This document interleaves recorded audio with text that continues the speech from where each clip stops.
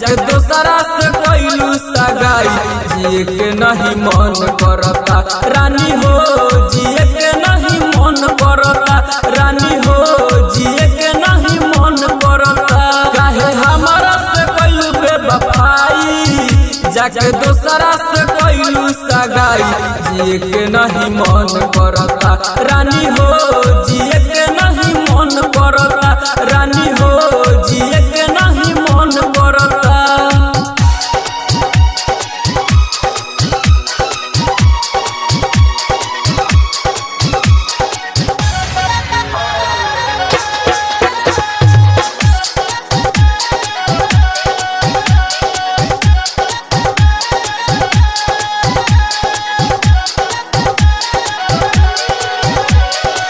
सातो जलम के क्रिया खाके नहिया काहे के लगैलू हो करे के रहे जब दूसरा से शादी पहिले काहे न बतैलू हो। सातो जलम के क्रिया खाके नहिया काहे लगैलू हो करे के रहे जब दूसरा से शादी पहिले काहे ना बतैलू हो।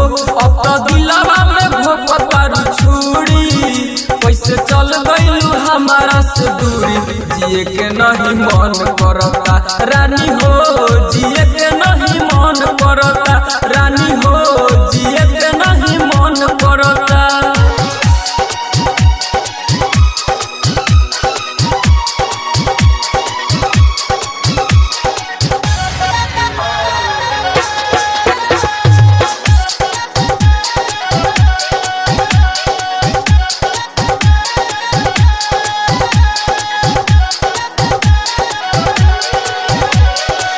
राइटर अनमोल से शादी रचा के दीपक कइलू बर्बाद हो तोरे चलते पिएला ना रथा दिन रात शराब हो।